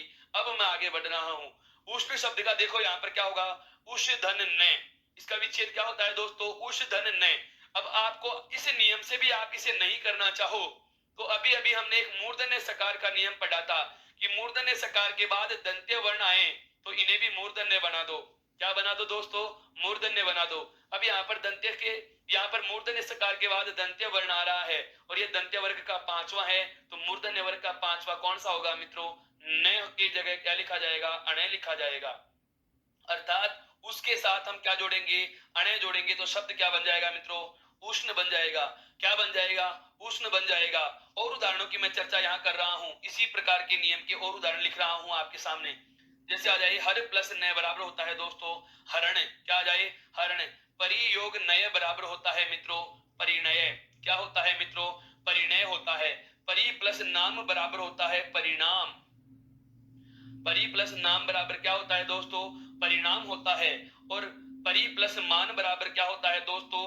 परिमाण होता है। परि प्लस मान बराबर क्या होता है दोस्तों? परिमाण होता है। बिल्कुल बिल्कुल। नार धन अयन बराबर क्या होता है? यह भी दीर्घ संधि का उदाहरण है दोस्तों, नारायण होता है।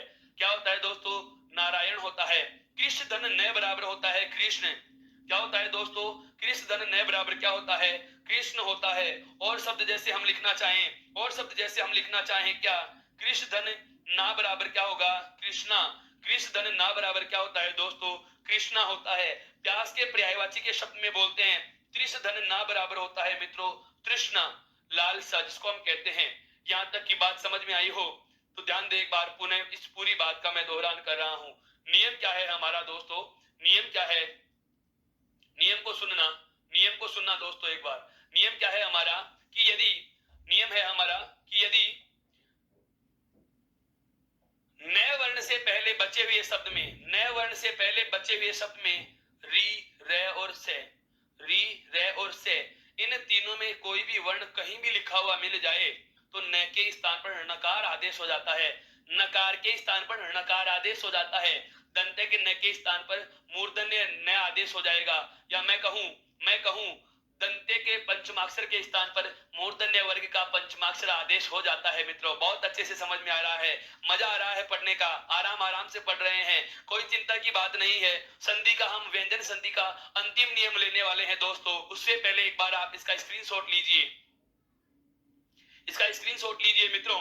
हम इसके बाद हम व्यंजन संधि का अंतिम नियम चर्चा में लेने वाले हैं और बहुत ही ज्यादा सरल नियम है दोस्तों। क्या है देखो, एक बार हम बात करते हैं व्यंजन संधि के नियम नंबर 24 की।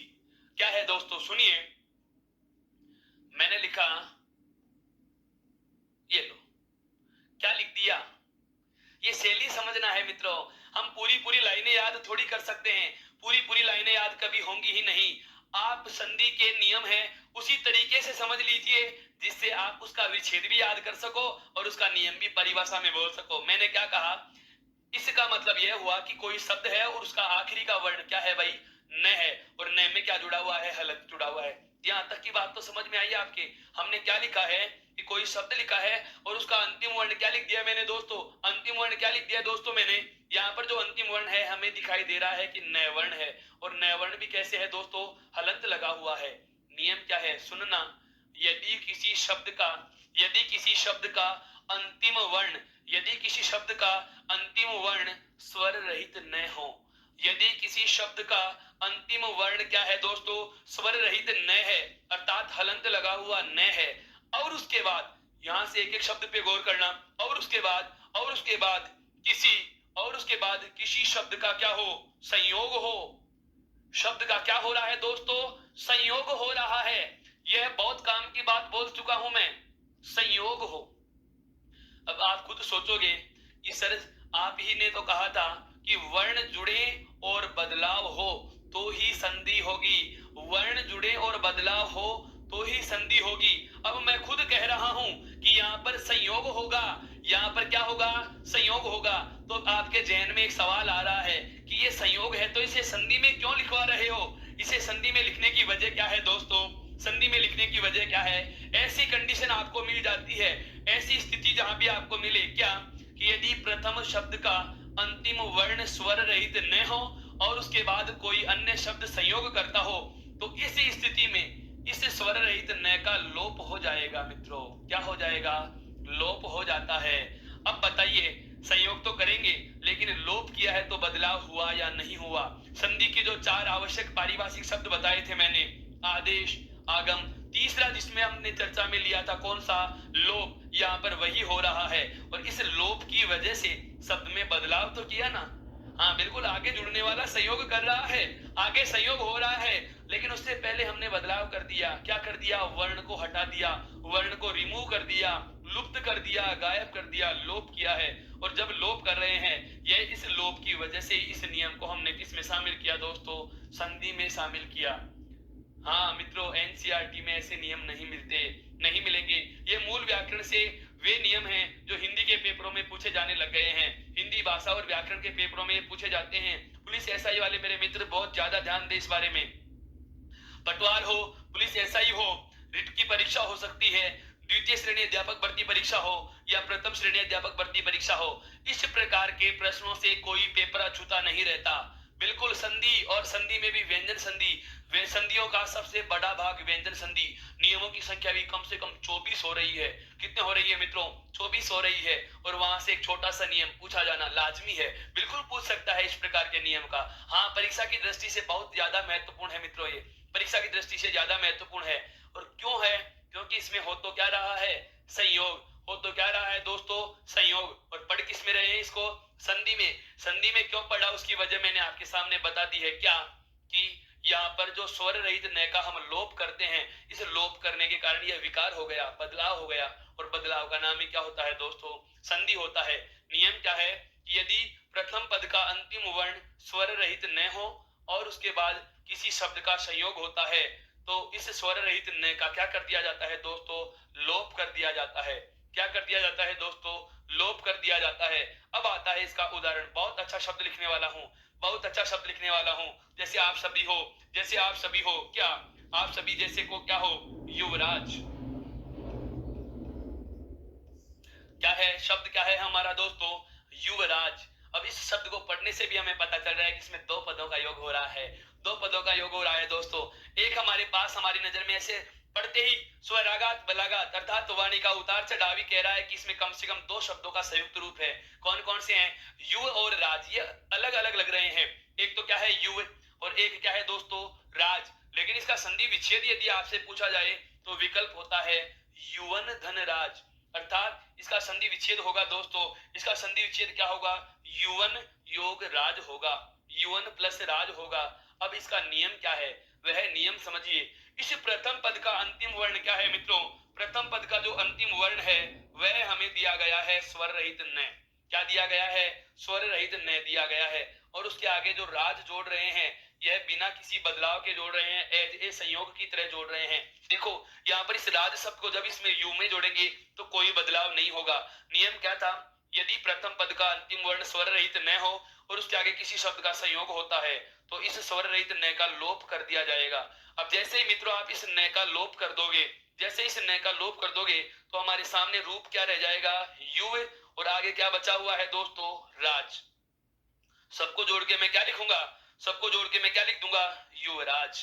क्या लिख दूंगा दोस्तों, युवराज, क्योंकि यहाँ पर क्या लिखा हुआ है, युव, और आगे क्या आ गया, राज। और हमें पहले से ही पता है यहाँ पर संधि नहीं संयोग करूंगा, मैं संयोग करूंगा मतलब युव और राज को जब जोड़ेंगे तो कोई विकार नहीं होगा। विकार उससे पहले हम कर चुके, कौन सा, न का लोप जो किया है, न का जो लोप किया है यही विकार होता है। अर्थात युवराज शब्द का संधि विच्छेद यदि हमसे पूछा जाए तो युवराज शब्द का संधि विच्छेद क्या होगा दोस्तों, युवन धन राज, युवन योग राज, युवन प्लस राज। यहां तक की बात समझ में आई। इसी से संबंधित और उदाहरण आपके सामने मैं रख रहा हूं। देखो एक शब्द आता है दोस्तों युववाणी, बिल्कुल इन सभी शब्दों के आपको मैं संधि विच्छेद भी बता देता हूं। ये थोड़े से अटपटे शब्द हैं, युवन धन वाणी। मजा आना चाहिए मित्रों, बिल्कुल आनंद आना चाहिए। आप आराम से पढ़िए, इसको धैर्य से पढ़िए, पूरी संधि बहुत विस्तार से पढ़ा रहा हूं आपको मैं। हाँ, इसके बाद बचता भी नहीं है संधि में कुछ, इसके बाद संधि में कुछ बचना भी नहीं है। आप खुद किसी भी एक नहीं दो नहीं 10-10 किताबें भी आप सामने रख लोगे तो आप एक नियम ऐसा नहीं निकाल सकते कि जिसके बारे में मैंने चर्चा या हम लोगों ने मिलकर चर्चा नहीं की होगी। हमने हर एक छोटे से छोटे नियम पर आपस में एक दूसरे के विचारों को साझा किया है मित्रों। आगे देखिए, युववाणी के बाद में एक आता है शब्द क्या, प्राणी मात्र। शब्द क्या आता है मित्रों, प्राणी मात्र। इसका संधि विच्छेद होता है प्राणीन योग मात्र, प्राणीन योग मात्र आता है। एक और आता है प्राणी विज्ञान, एक शब्द आता है दोस्तों प्राणी विज्ञान, और प्राणी विज्ञान का विच्छेद क्या होगा दोस्तों, प्राणीन योग विज्ञान, प्राणीन योग विज्ञान शब्द होता है। एक शब्द आता है, बहुत ही अच्छा शब्द बताने वाला हूं मित्रों मैं। अब यहाँ पर एक बहुत ही अच्छा शब्द बताने वाला हूं। जैसे पिता को मारने वाले को पितृहंता कहा जाता है, ऐसे ही जो खुद को मार ले उसे कहा जाता है दोस्तों आत्महंता। क्या कहा जाता है मित्रों, आत्महंता कहा जाता है। इस शब्द का संधि विच्छेद होता है दोस्तों आत्मन प्लस हंता, आत्मन प्लस हंता।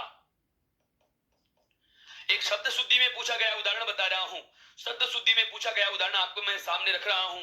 और शब्द शुद्धि में जो उदाहरण पूछा गया है दोस्तों वह इधर लिख रहा हूं, ऊपर ध्यान देना। शब्द शुद्धि में जो उदाहरण पूछा गया वह क्या है, शब्द है क्या, सन्यासी वर्ग। शब्द क्या है दोस्तों, सन्यासी वर्ग। इसका संधि विच्छेद क्या होगा, इसका संधि विच्छेद होता है दोस्तों देखिए सम प्लस न्यासीन प्लस वर्ग।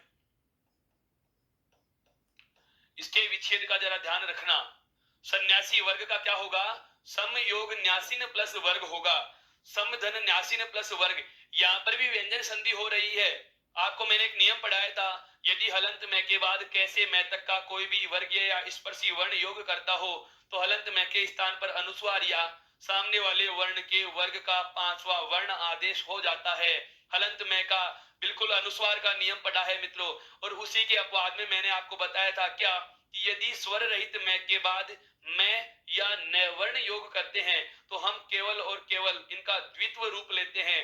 अनुस्वार हमें वहां नहीं बनाना, सामने वाले वर्ण के वर्ग का पांचवा बनाएंगे। 3 4 5 शब्दों की मैंने और चर्चा की थी इसके साथ साथ। कौन कौन से मित्रों, कौन कौन से, सम्मान, सम्मिश्रण, सन्निकट, बिल्कुल बिल्कुल आपको याद है, सम्मोहन। ये इस प्रकार के शब्द हैं दोस्तों जिनका हम जिक्र कर चुके हैं। तो सन्यासी वर्ग का यदि आपसे संधि विच्छेद पूछा जाए तो क्या होगा, समधन न्यासीन धन वर्ग होगा। यहां तक की बात समझ में आई मित्रों, बिल्कुल बिल्कुल। और शब्दों की हम बात करते हैं। बिल्कुल इसमें एक शब्द और आता है, बहुत ही अच्छा शब्द बताने वाला हूं, बहुत ही अच्छा शब्द बताने वाला हूं दोस्तों। ध्यान देना, ध्यान देना, ध्यान देना। क्यों ये जरूरी है? जैसे आपके सामने एक शब्द लिख दिया जाए, जैसे आपके सामने एक शब्द लिख दिया जाए, क्या?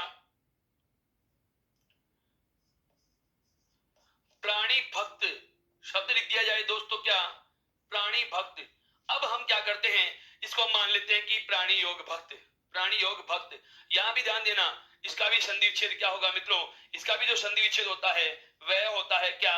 प्राणीन प्लस भक्त। क्या होता है मित्रों? प्राणीन योग भक्त। अब आपको यहां पर एक बात और ध्यान देनी है, प्राणी भक्ति ही जरूरी नहीं कि दे, यहां पर वह प्राणी भक्ति भी लिख सकता है, प्राणी भक्ति भी लिख सकता है। तो इधर क्या लिख देंगे? भक्ति लिख देंगे। प्राणीन प्लस भक्त बराबर प्राणी भक्त, और अगर प्राणी भक्ति आ रही है तो हम लिख देंगे प्राणीन प्लस भक्ति। क्या लिख देंगे? प्राणीन प्लस भक्ति। इस प्रकार के शब्दों का आपको जरा ध्यान रखना होगा। अब मैं बात करता हूं इस पूरे नियम की वापस से। नियम हमने क्या पढ़ा है व्यंजन संधि के अंतिम नियम के रूप में?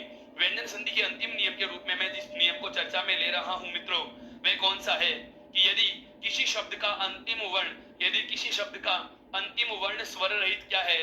नैवर्ण है। यदि किसी शब्द का अंतिम वर्ण स्वर रहित नैवर्ण है और उसके बाद किसी शब्द का संयोग होता है, किसी शब्द का संयोग होता है, तो स्वर रहित न का मैं क्या कर दूंगा? लोप कर दूंगा। स्वर रहित नैवर्ण का क्या हो जाता है मित्रों? लोप हो जाता है। स्वर रहित नैवर्ण का लोप हो जाता है। यहां तक की बात आपको बहुत अच्छे से समझ में आ चुकी होगी। बेहद खूबसूरत तरीके से हमने इस व्यंजन संधि को पढ़ा है मित्रों। आप इसका स्क्रीनशॉट लीजिए ताकि मैं इससे जुड़ी एक दो बात आपसे और साझा कर लूं, फिर आगे वाली संधि पे प्रकार पे। हाँ बिल्कुल, स्क्रीनशॉट लीजिए मित्रों इसका एक बार। बहुत आराम से हमें आगे बढ़ना है, बहुत ही आराम से हमें आगे बढ़ना है दोस्तों। और आराम से आगे बढ़ते हुए अब मैं आपको ले चल रहा हूं। अब आप अलग से एक बार संधि की हेडिंग मत डालिए, अब एक बार संधि की हेडिंग मत डालिए। मैं जिस नियम की चर्चा करने वाला हूं दोस्तों वह क्या है? एक नया ही टाइटल आपके सामने रख रहा हूं मैं, एक नया ही प्रकरण लिख रहा हूं आपके सामने। एक शब्द आता है क्या? एहन। और हमें अब पढ़नी है क्या?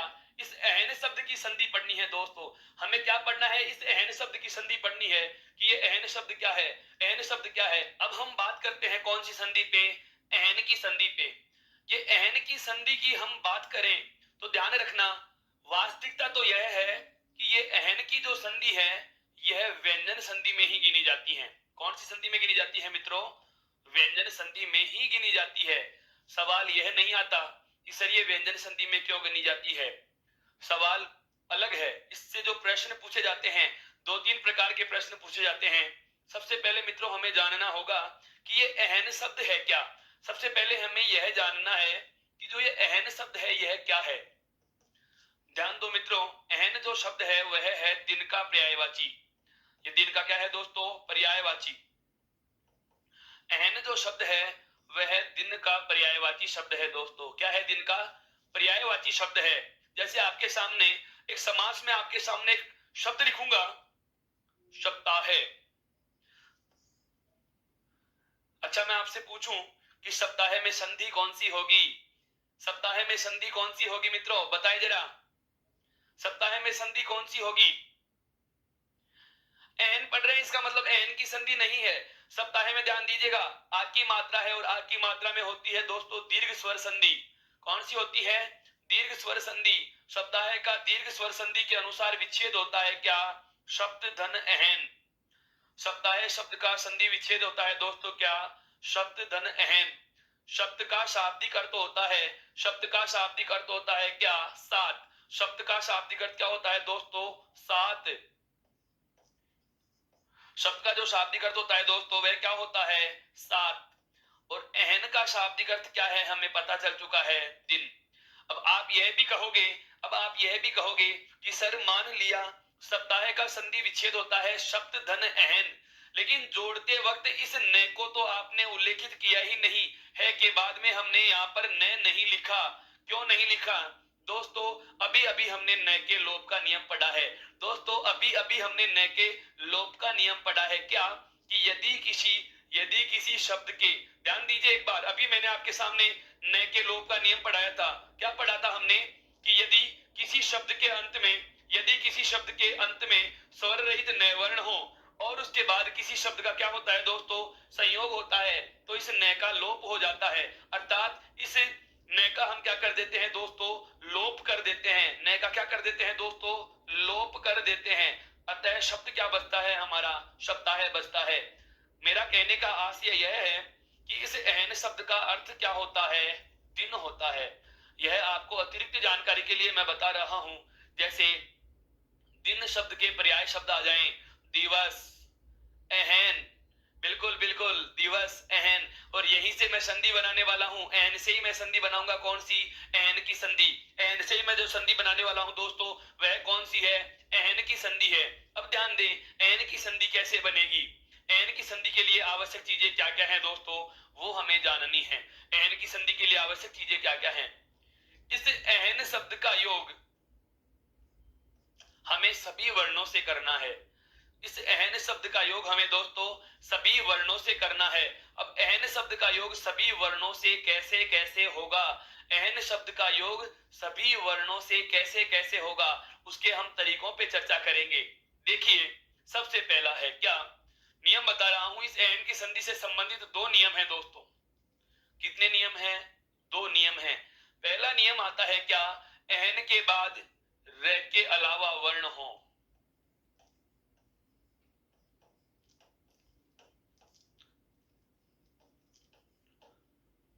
यहां पर मैंने क्या लिख दिया, एहन के बाद र के अलावा किसी भी वर्ण का योग हो।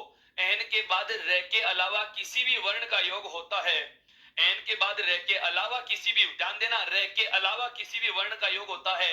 तो दोस्तों इस एहन शब्द के स्थान पर अहर लिखा जाएगा। क्या लिखा जाएगा दोस्तों, अहर लिखा जाएगा। वापस से सुनना मेरी पूरी बात को। एहन की संधि में, इस एहन की संधि में जो दो बातें हमें बहुत ज्यादा महत्वपूर्ण जानने की है, क्या क्या। अभी तक हमने जाना कि एक तो इस एहन शब्द का जो अर्थ होता है वह क्या होता है दोस्तों, दिन। एहन शब्द का जो अर्थ होता है दोस्तों वह क्या होता है, दिन होता है। दूसरी बात मैंने बताई आपको, क्या, जो प्रथम नियम के रूप में कह सकते हैं कि एहन के बाद र के अलावा वर्ण का योग होता है, तो एहन के स्थान पर अहर आदेश हो जाएगा। एहन के स्थान पर अहर आदेश हो जाता है। एहन के स्थान पर अहर आदेश हो जाता है। तो यहीं से आपके जहन में दूसरा प्रश्न उठना आरंभ हो चुका है। आपके, बिल्कुल बिल्कुल, आपके प्रश्न को समझ चुका हूं दोस्तों। और ये प्रश्न आना स्वाभाविक भी था। क्या, कि सर मान लिया एहन के बाद, सर माना कि एहन के बाद र के अलावा वर्ण आए तो एहन के स्थान पर अहर लिख दिया जाएगा।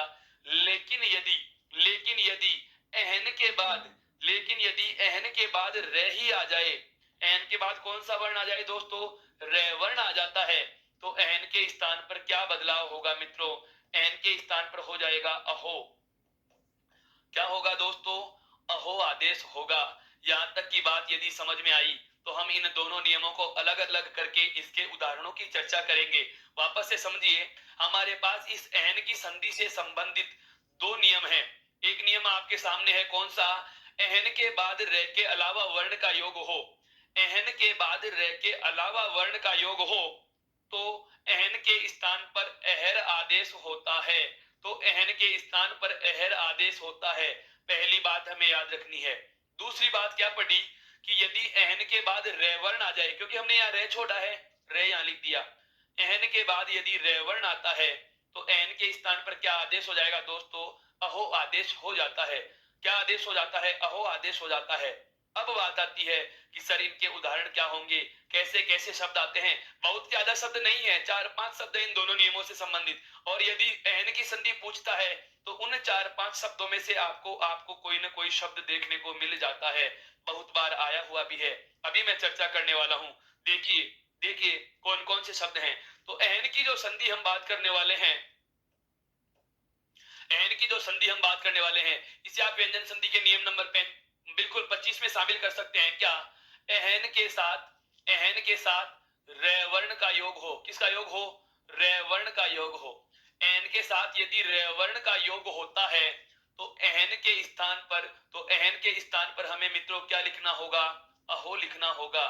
क्या लिखना होगा दोस्तों, अहो लिख देना होगा। एहन के बाद यदि रे वर्ण का योग होता है दोस्तों तो क्या लिखना होगा, अहो लिखना होगा। अब बात आती है उदाहरण की। जैसे आपने शब्द पढ़ा होगा दोस्तों, अहोरात्र। शब्द आपने पढ़ा होगा दोस्तों, अहोरात्र। सबसे पहले अहोरात्र, हम तो ये सोचते हैं कि क्या पता कोई आश्चर्य में कहा होगा अहोरात्र, लेकिन ध्यान देना दोस्तों, यहाँ पर अहोरात्र का मतलब होता है दिन रात। अहोरात्र का शाब्दिक अर्थ क्या है? दिन रात है मित्रों। अहोरात्र का शाब्दिक अर्थ क्या होता है? दिन रात्र होता है। जैसे अब यहाँ पर मैं लिखने वाला हूं इसका संधि विच्छेद। अहो किसका बना दोस्तों? अहन का। अहो किसका बना है दोस्तों? अहन का बना है। तो इस अहोरात्र का संधि विच्छेद क्या होगा मित्रों? अहन धन रात्रि। अहन धन रात्रि। सवाल नंबर 2, सर रात्रि की जगह रात्रि क्यों लिखा? रात्रि की जगह रात्रि क्यों लिखा? पूछे जाने वाली बातें हैं मित्रों, बिल्कुल पूछे जाने वाली बातें हैं, बेहद जानना जरूरी है। बहुत ज्यादा आवश्यक है इस बात से परिचित होना कि मैंने स्वर संधि के अपवाद की जब बात की थी पूर्व की कक्षा में, मैंने जब स्वर संधि की बात आपसे शेयर करी थी पूर्व की कक्षा में, तो उस समय मैंने आपको कुछ शब्द बताए थे। कौन कौन से बताए थे? एक शब्द में चर्चा में ले रखा था, कौन सा? अक्ष। एक शब्द हमने चर्चा में लिया था, कौन सा? रात्र। एक शब्द हमने चर्चा में लिया था दोस्तों, कौन सा? निश। एक शब्द हमने चर्चा में लिया था दोस्तों, इच्छ। और एक शब्द लिया था हमने, कौन सा? अच्छ। ये 5 जो शब्द हैं, ये 5 जो शब्द हैं, यदि किसी पद के या किसी शब्द के अंतिम शब्द के रूप में जुड़े हुए हो, जिसमें कौन कौन सा है? अक्ष, रात्र, निश, इच्छ या अच्छ। ये शब्द किसी भी शब्द के अंत में जुड़े हुए हो तो अक्ष के स्थान पर अक्षी लिखा जाएगा, जो आंख का पर्याय शब्द और आंख का तत्सम रूप होता है। यहां तक की बात समझ में आई? यदि किसी शब्द के अंत में रात्र जुड़ा हुआ है तो उसे हम क्या लिखेंगे? रात्रि लिखेंगे दोस्तों। उसे हम क्या लिखेंगे? रात्रि लिखेंगे दोस्तों।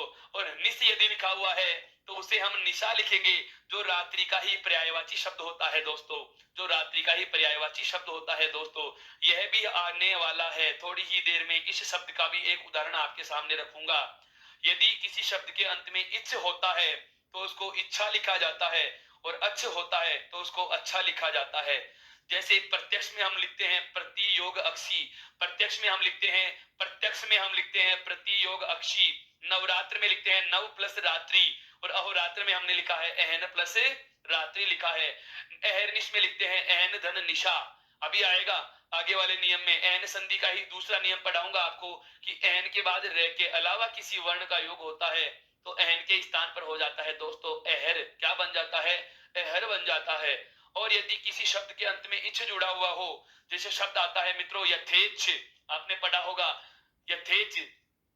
बिल्कुल बिल्कुल, यथा योग इच्छा, यथा योग इच्छा हो, जैसी इच्छा वैसा। इसका मतलब क्या हुआ? यहाँ पर ध्यान देना, यथेच्छ में अब इसका शब्द संधि विच्छेद जो गुण संधि में होता है, इसका अगर गुण संधि में संधि विच्छेद करें यथा धन इच्छ तो ये शब्द अर्थ नहीं देता, इसलिए इसका क्या लिखा जाता है? यथा धन इच्छा। और एक यण संधि का उदाहरण आता है दोस्तों, जो आप बहुत अच्छे से पढ़ रखे होंगे, स्वच्छ। हमने इसके बारे में बहुत पहले चर्चा की थी जब मैंने स्वर संधि के अपवाद बताए थे। ये 500 शब्द, इनके उदाहरणों को मैं आपको उल्लेखित करवा चुका, बिल्कुल बिल्कुल करवा चुका हूं। पूर्वी कक्षा को देखिए, पूर्व में जो स्वर संधि के अपवादों की कक्षा हमने ली थी, हमने इस बारे में बहुत अच्छे से विस्तार से बात की है दोस्तों। तो अब आपको ये पता चल चुका होगा, अब यह बात आपके समझ में आ चुकी होगी कि मैंने यहाँ पर अहो के बाद, बिल्कुल अहो के बाद क्या लिखा है? रात्रि लिखा है। अहो के बाद में क्या लिखा है दोस्तों? रात्रि लिखा है। या एन के बाद में जो रात्रि लिखा है, कौन क्यों लिखा? बिल्कुल बिल्कुल, अहोरात्र का संधि विच्छेद होगा दोस्तों एहन धन रात्रि। क्या होगा दोस्तों? एन प्लस रात्रि। जबकि इसमें वास्तविक शब्द क्या है दोस्तों? रात्र है। अगर आप चाहें तो इसको अध्ययन की सरलता हेतु ऐसे भी लिख सकते हैं कि मूल शब्द का मूल शब्द तो यहाँ लिख दो और रात्रि को आगे लिख दो। कैसे? जैसे एहन धन रात्र, रात्र अर्थ किसका देता है दोस्तों? रात्रि का अर्थ देता है। अब तो समझ जाएंगे। बिल्कुल बिल्कुल, जैसा सरल हो वैसा समझिए। बल्कि वास्तव में जब आपको विकल्प का चयन करना पड़े, जब आपको विकल्प का चयन करना पड़े, पहली बात यह है कि यदि आपसे प्रश्न पूछा जाता है अहोरात्र का संधि विच्छेद क्या होगा, तो आपके विकल्प में ये दोनों कभी नहीं आएंगे। ये दोनों कभी नहीं आएंगे। पहली बात ध्यान देने की है क्या कि यदि अहोरात्र का संधि विच्छेद पूछा जाता है तो ये दोनों विकल्प एक साथ नहीं दिए जाएंगे। इन दोनों में कोई एक ही विकल्प आपके सामने होगा, एक ही विकल्प आपके सामने प्रस्तुत होगा। और यदि दोनों विकल्प बहुत बार मेरे विद्वान साथियों के सवाल हो जाते हैं कि सर जब दोनों आ जाएं तो क्या करें। हालांकि इस बात को मैं पहले ही स्पष्ट कर चुका हूं कि दोनों नहीं आएंगे, और फिर भी यदि आ जाते हैं, माना कि आ जाते हैं, तो आपको रात्रि वाले विकल्प का चयन करना होगा दोस्तों। कौन से का चयन करना होगा? रात्रि वाले विकल्प का चयन करना होगा। यह बात आप जान चुके हैं कि इसका सही संधि विच्छेद क्या होता है। अब हमने देखा कि एन के बाद रेवर्ण का योग हो रहा है, तो एन के स्थान पर क्या हो जाएगा दोस्तों? अहो। यहाँ भी एन के बाद रेवर्ण आ रहा है, तो एन के स्थान पर क्या हो जाएगा दोस्तों? अहो हो जाएगा। क्या हो जाएगा? अहो। और इधर क्या बचा पड़ा है? रात्र। तो सबको जोड़कर हम क्या लिखेंगे? अहोरात्र। क्या लिख देंगे दोस्तों? अहोरात्र लिख देंगे। यहां तक की बात से आप परिचित हो चुके हैं मित्रों, यहां तक की बात से आप परिचित हो चुके हो दोस्तों। अब हम आगे बढ़ते हैं। इसी प्रकार का एक शब्द और आता है दोस्तों, बता देता हूं आपको। एक शब्द आता है अहोरूप। अहोरूप, एन का मतलब दिन, रात्र का मतलब रात्रि, दिन रात जिसको हम कह सकते हैं। अहोरूप का संधि विच्छेद यदि आपसे पूछा जाए तो अहोरूप का संधि विच्छेद होगा मित्रों क्या? अहन धन रूप। क्या होगा दोस्तों? अहन धन रूप। इस चीज का भी हमें ध्यान रखना होगा। यहां तक की बात आप समझ चुके होंगे। अहन धन रूप होता है। ये था कौन सा? अहन के बाद यदि रेवर्ण का योग हो तो हम क्या करेंगे? अहन के स्थान पर अहो लिख दिया जाता है। अहन के स्थान पर क्या लिख दिया जाता है? अहो लिख दिया जाता है। अब अगला ही नियम नंबर 26 की मैं जो चर्चा करूंगा उसमें क्या होगा? अहन के बाद रे तो यहां जोड़ लिया, अब हो जाएगा रे के अलावा कोई वर्ण आ जाए। अब यदि एन के बाद में रे के अलावा कोई भी वर्ण आ जाए, चाहे वो स्वर आए चाहे व्यंजन आए, बचे हुए सभी स्वर और व्यंजन सभी वर्णों में से, क्योंकि यहाँ पर मैंने कोई वर्ण का जिक्र किया है तो केवल एक वर्ण का। एन के बाद में क्या हो? केवल रे हो, तो एन के स्थान पर बनाना है हमें अहो। क्या बनाना है दोस्तों? अहो। लेकिन यदि रे के अलावा कोई सा भी वर्ण योग करे तो ऐसी स्थिति में एहन के स्थान पर क्या होगा? तो ऐसी स्थिति में एहन के स्थान पर हमें क्या बनाना है दोस्तों? एहर बना देना है। क्या बना देना है? एहर बना देना है, जिसकी चर्चा हम अभी आगे वाले नियम में करेंगे। उससे पहले एक बार आप इसका स्क्रीनशॉट लीजिए मित्रों, ताकि आगे बढ़ सके।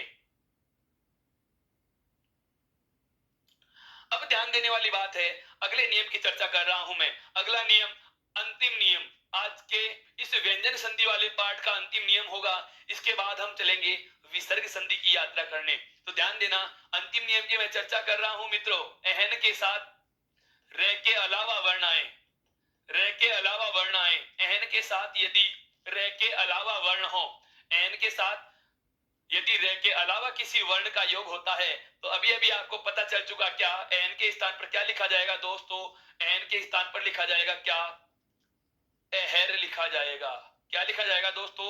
एहर लिखा जाएगा। बाकी वैसा का वैसा लिख देंगे। अब आते हैं इसके शब्द, उदाहरणों की बात कर रहा हूं मित्रों। देखिए शब्द आता है क्या? एहरपति। क्या होता है एहरपति? बताएं जरा। एहरपति किसे कहा जाता है? एहरपति, सर शब्द ही पहली बार सुन रहे हैं। एहरपति किसे कहा जाता है? मैं फिर कह रहा हूं, शब्द का यदि अर्थ पता है तो इसका अर्थ बताना बहुत बहुत सरल होगा। ध्यान दीजिएगा दोस्तों, एहरपति, एहर प्लस पति, इसका संधि विच्छेद क्या हो रहा है? एहर रे। इसमें एहर रे, और एहर किसका बनता है दोस्तों? एहन का। तो संधि विच्छेद क्या होगा एहरपति का मित्रों? एहन, और उसके बाद में क्या लिखेंगे? पति। पति का मतलब होता है दोस्तों स्वामी या मुखिया। पति का अर्थ होता है दोस्तों स्वामी, और एहन का मतलब होता है दिन। दिन का स्वामी कौन होता है? दिनकर होता है। सूर्य का पर्यायवाची शब्द है दोस्तों एहरपति, ध्यान रखना। अब आ गया हमारे पास क्या? हमें पता चला है क्या कि एहन के बाद इधर क्या लिखा हुआ है? पे, और उसके बाद में योग किसका हो रहा है? ती का। यदि एहन के बाद में रे के अलावा किसी वर्ण का योग होता है, एहन के बाद रे के अलावा किसी वर्ण का योग होता है, तो इस एहन के स्थान पर हमें क्या लिखना है? एहर लिख देना है। क्या लिख देना है दोस्तों? एहर लिख देना है। बाकी वैसा का वैसा लिख देंगे। और ये रे वर्ण आधा है, इसलिए आगे वाले वर्ण के रेख में चला जाएगा। जैसे मैं जोड़ूंगा तो ए, उसके बाद आएगा है, उसके बाद आधा रे, अर्थात रेख में लिख दिया पे और ती। एहरपति का एहरपति बना देंगे। एहरपति से हम वापस से एहरपति बना देंगे। यहां तक समझ में आई? एक और शब्द सुनो, इसी संधि का और उदाहरण ले रहा हूं। जैसे इधर लिख रहा हूं मैं, एक शब्द आता है अहर मुख। क्या आता है दोस्तों? अहर मुख। अहर मुख का संधि विच्छेद होता है दोस्तों एहन प्लस मुख। क्या होता है दोस्तों? अहन योग मुख होता है। एक और शब्द लिख रहा हूं आपके लिए, बहुत अच्छा शब्द आएगा दोस्तों। क्या? अहरनिश। क्या होता है दोस्तों? अहरनिश। भगवान श्री कृष्ण राधा से कहते हैं कि मुझे आपकी याद अहरनिश आती है। अहरनिश का मतलब क्या होता है दोस्तों? अहरनिश का मतलब क्या होता है दोस्तों? यहाँ पर भी ध्यान देना, निश जुड़ा हुआ है। निश का मतलब क्या होता है? निशा। और निशा किसका पर्यायवाची होता है दोस्तों? निशा किसका पर्यायवाची होता है दोस्तों? रात्रि का पर्यायवाची होता है। एन का मतलब होता है दिन, और एन का मतलब क्या होता है दोस्तों? दिन होता है। एन का मतलब क्या होता है दोस्तों? दिन। और निशा किसका अर्थ होता है? रात्रि का पर्याय शब्द होता है, अर्थात दिन रात। एरनिश का शाब्दिक अर्थ क्या होगा? दिन रात होगा। एक बहुत ही अच्छा शब्द है, एक बहुत ही अच्छा शब्द है जो इसमें पूछे जाने की संभावनाएं बनती हैं दोस्तों, उसको मैं आपके साथ शेयर कर रहा हूं। क्या? अहर है। इसका अर्थ बताएं क्या होगा? शब्द है आपके सामने कौन सा? अहर है। यदि अहन की संधि में से शब्द आया है, अभी तक जो शब्द आता है, या तो अहरपति पूछा गया है या अहर मुख पूछा गया है, इसकी चर्चा नहीं होती, इसकी चर्चा नहीं होती। लेकिन यह वाला शब्द भी अपने आप में कम महत्वपूर्ण नहीं है दोस्तों, क्योंकि इसमें भी दो नियम लगेंगे। इसमें भी कितने नियम लगेंगे? दो नियम लगेंगे। मैं आपके सामने ये उलझने इसलिए प्रस्तुत करता हूं कि आप आज ही उनकी उलझनों की सुलझनों से परिचित हो जाएं, और परीक्षा में किसी प्रकार का कोई, हाँ बिल्कुल बिल्कुल, किसी प्रकार का कोई संकोच आपके जहन में उत्पन्न ही ना हो। उन सभी प्रकार की समस्याओं का, उस सभी प्रकार के सवालों का जवाब आपको अभी क्लियर करना है। क्या? कि अहर है क्या चीज है? अहर है का अर्थ होता है दोस्तों प्रतिदिन। अहर है का अर्थ होता है दोस्तों प्रतिदिन। ऐसे शब्द हम सुनते ही नहीं हैं। बिल्कुल बिल्कुल, अहर का अर्थ होता है प्रतिदिन। अरहर तो सुना है, दाल का नाम होता है, एक दाल का प्रकार होता है अरहर। यहाँ पर अरहर नहीं है, अहर है। क्या है दोस्तों? अहर है। और इस अहर का अर्थ होता है प्रतिदिन, या आप कह सकते हैं दिन दिन। क्या कह सकते हैं? दिन दिन कह सकते हैं। पहले इसका विच्छेद देखिए, फिर पता चलेगा मित्रों। इसका विच्छेद होता है अहन योग अहन। इसका विच्छेद क्या होता है दोस्तों? अहन योग अहन होता है। अहन योग अहन होता है। अहन का मतलब दिन, दूसरे अहन का मतलब भी क्या होगा दोस्तों? दिन होगा, अर्थात दिन दिन होगा। अहन का मतलब क्या होगा? दिन। और अगले अहन का मतलब भी क्या होगा? दिन दिन, अर्थात प्रतिदिन। क्या होता है दोस्तों? प्रतिदिन, हर दिन, जिसको हम कह सकते हैं। अव्ययीभाव समास में हम पढ़ेंगे इसके बारे में। अब ध्यान दे, यहाँ पर क्या हो रहा है? अहन के बाद में रे के अलावा वर्ण मिल रहा है दोस्तों। एन के बाद हमें रे के अलावा वर्ण मिल रहा है। यहाँ पर ए वर्ण मिल रहा है, और ए के आगे लिखा हुआ है और न। हमें पता है कि एन के बाद यदि रे के अलावा कोई वर्ण आए, एन के बाद रे के अलावा कोई वर्ण आए, तो इस एन के स्थान पर क्या हो जाएगा मित्रों? एन के स्थान पर हम क्या बनाएंगे? इस एन के स्थान पर हम क्या बनाएंगे दोस्तों? एहर बना लेंगे। क्या बना लेंगे दोस्तों? एहर बना लेंगे। यहाँ तक की बात आपके समझ में आ रही है? यहाँ तक की बात आपके समझ में आ रही है दोस्तों? एक बार इसको थोड़ा सा हम ऊपर लेके देखते हैं, समझना इस चीज को।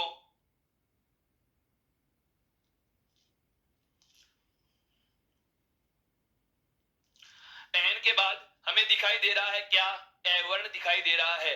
एन के बाद रे के अलावा वर्ण हो, एन के बाद रे के अलावा यदि वर्ण दिखता है, एन के बाद रे के अलावा वर्ण दिखता है, एन के बाद रे के अलावा यदि कोई वर्ण दिखता है दोस्तों, तो ध्यान देना, यहाँ पर एन के स्थान पर तो क्या कर लिया? एहर कर लिया। क्या कर लिया हमने?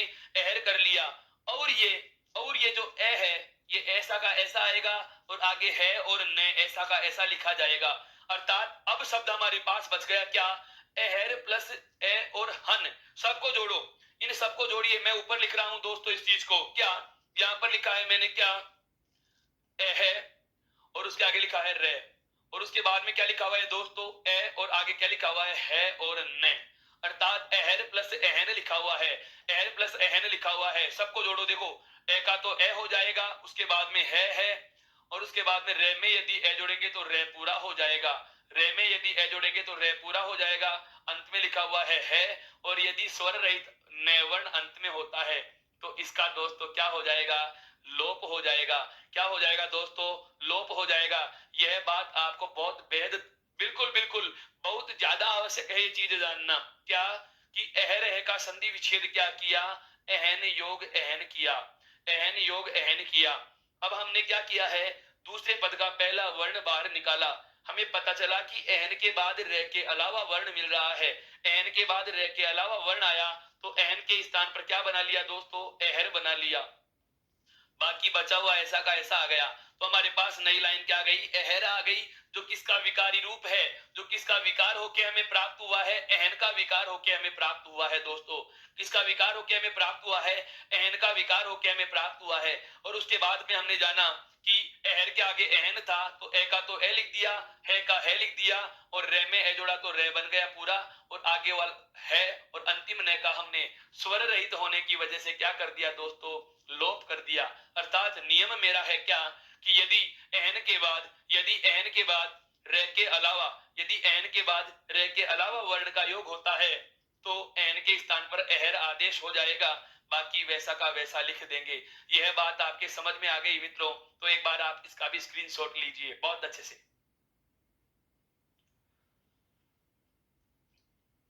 अब हम बात करेंगे, यह था सारा का सारा जो पूर्व की कक्षा में और आज हमने इस बारे में चर्चा की, ये सारा का सारा मामला था दोस्तों व्यंजन संधि का।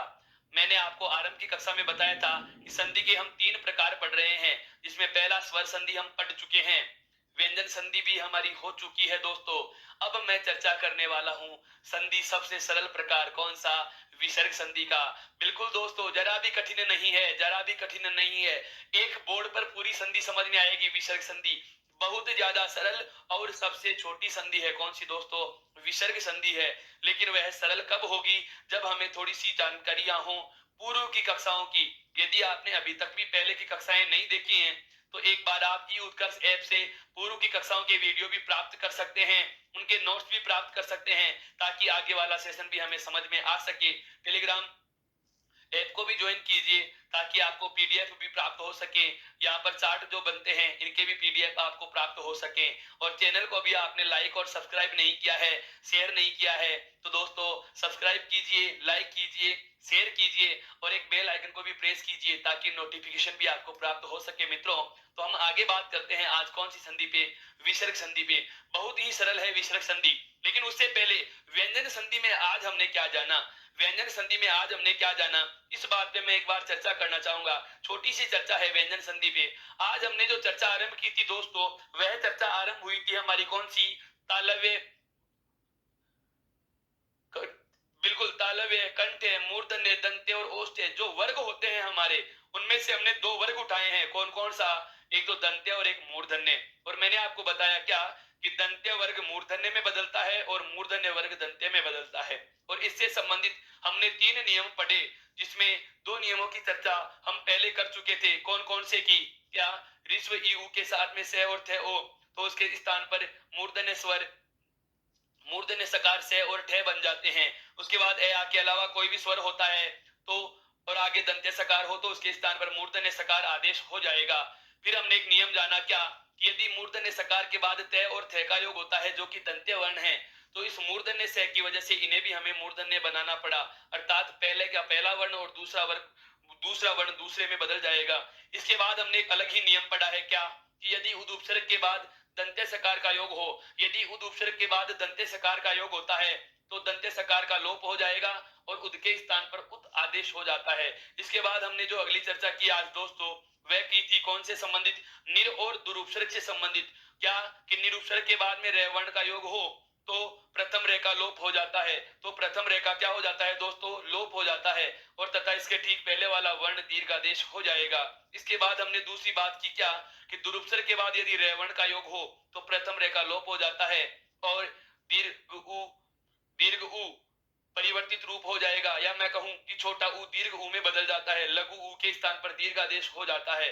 इसके बाद जो अगली चर्चा हमने की, इसके बाद जो अगली चर्चा की थी क्या, नकार नय बनाना, अर्थात दंते नकार का मूर्धन्य नकार बनाना। उसके लिए मैंने आपको बताया कि न से पहले बचे हुए शब्द में कहीं भी री, रे और से, इन 3 में से एक भी वर्ण यदि मिल जाता है तो न के स्थान पर क्या लिखा जाएगा दोस्तों, न लिखा जाता है। फिर इसके बाद में हमने एक नए लोप का नियम भी पढ़ा है। कौन सा पढ़ा है, नए लोप का नियम भी पढ़ा है क्या कि यदि प्रथम पद का अंतिम वर्ण स्वर रहित न हो, प्रथम पद का अंतिम वर्ण स्वर रहित न हो और उसके बाद किसी शब्द का संयोग होता है, और उसके बाद किसी शब्द का संयोग होता है, तो स्वर रहित न का क्या कर दिया जाता है मित्रों? लोप कर दिया जाता है। क्या कर दिया जाता है? उसका लोप कर दिया जाता है। उसके बाद हमने जाने किससे संबंधित नियम? एहन की संधि से संबंधित केवल दो नियम। क्या क्या? कि एहन के बाद यदि रेवर्ण का योग होगा तो एन के स्थान पर अहो बन जाता है। क्या बन जाता है दोस्तों?